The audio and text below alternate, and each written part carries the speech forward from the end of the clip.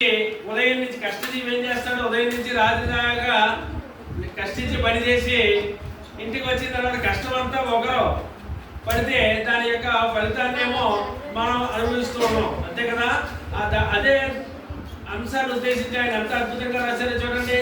చెక్కిన కాసు చేతని విచిందు రమాయకుడెల్ల కష్టము ముక్కిన బొమ్మతో మరచిపోవు సుధానల ఖడ్గమూర్తి నలు దిక్కులు కలుగు లోకమున ధిక్కరియున్న అరుంధ తీసుతుండు ఒక్కడు జన్మనిత్య భరతోర్భరకం కడగుట్టు బిడ్డనై అని ఒక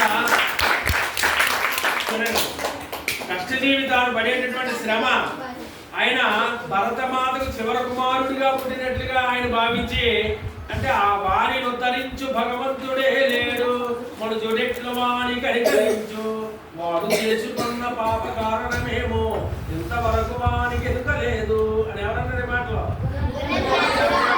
వాడు చేసుకున్నటువంటి పాపం ఏంటో తెలియదు.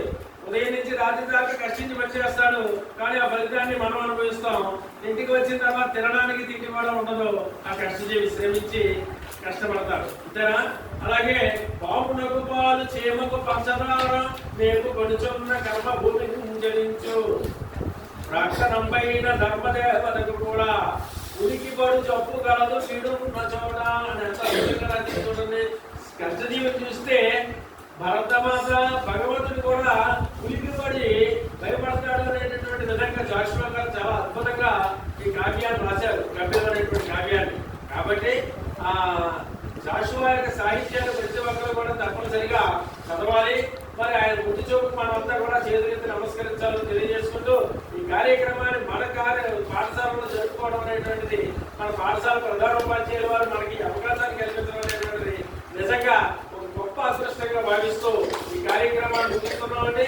అలాగే మన పాఠశాల గ్రంథాలయంలో కూడా జాషువా రచనలు, జాషువా సాహిత్యం కూడా ఎన్నో పుస్తకాలు ఉన్నాయి. వాటిని మీరు అందరూ కూడా సద్వినియోగం చేసుకుని మీరు కూడా ఉత్తమమైనటువంటి విద్యార్థులుగా భావి భారత పౌరులుగా తీర్చిదిద్దబడాలని మనస్సావాచకంగా కోరుకుంటూ ఈ కార్యక్రమాన్ని ముగిస్తున్నాం.